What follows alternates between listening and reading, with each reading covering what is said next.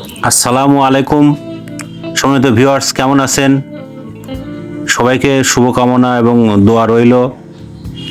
আজকে মূলত অনেকে কমেন্ট করেছেন যে দাঁত নিয়ে সমস্যা। তো সম্মানিত ভিউয়ার্স, যাদের অনেকদিন পুরাতন পাইরিয়া এবং দাঁত দিয়ে অনেক রক্ত এবং দাঁতের ব্যথা হয়, মাড়ি ফুলে যায়, তাদের জন্য মূলত ভিডিও।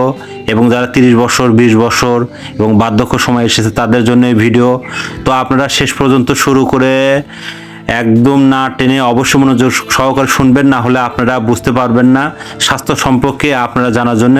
তো সম্মানিত ভিউয়ার্স, আপনারা কিন্তু অবশ্যই একটি সাবস্ক্রাইব করবেন, শেয়ার করবেন, অন্যদের মাঝে ভিডিওটি পৌঁছে দিবেন। তাহলে শুনুন, প্রথম থেকে বলি, যাদের অল্প বয়স বা শিশু বা জিরো সাইজ বাচ্চা, তাদের জন্য অন্তত, বা যাদের দাঁত এখনও উঠেনি বা উঠবে, তাদের ক্ষেত্রে মায়েদের অবশ্যই লক্ষ্য রাখতে হবে এবং মা বাবার ভূমিকাটা সবচেয়ে বেশি।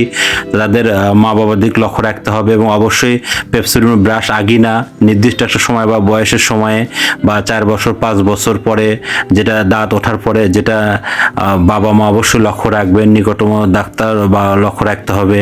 এবং যাদের 18 বা 20 বছর, তাদের ক্ষেত্রে যাদের দীর্ঘদিন প্রায় 5-7 বছর হলো হয়তো রক্ত পড়তেছে বা পাইরিয়া হয়ে গেছে, তাদের ক্ষেত্রে বলবো যে আপনারা এলোমেলো ব্রাশ করবেন না এবং সবসময় দিনের মধ্যে 6 বার 8 বার 10 বার ব্রাশ করবেন না। আর 6 বার 8 বার 10 বার ব্রাশ না করে আপনারা ক্ষার মুক্ত বা ভালো বা যে সমস্ত ব্র্যান্ড আপনার, যেরকম আপনার পুদিনা আছে বা আরও যে সমস্ত আপনার দাঁতের সঙ্গে সেট হয়, এই ধরনের আপনারা পেস্ট ব্যবহার করতে পারেন।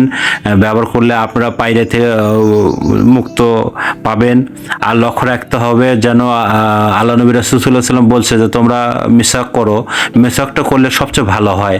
আমরা কিন্তু আধুনিক প্রযুক্তি, আধুনিক বিজ্ঞান আমরা কিন্তু ভুলে গেছি। তো সম্মানিত ভিউয়ার্স, আপনারা লক্ষ্য রাখবেন এবং নিজেকে ভালোবাসবেন, নিজের শরীরকে সময় দিবেন। সবচেয়ে দুঃখের বিষয়, আপনাদের মাঝে ভিডিও ছাড়ি কিন্তু আপনারা কোনো কমেন্ট করেন না, শেয়ার করেন না, একটা সাবস্ক্রাইবও করেন না, একটা লাইকও দেন না।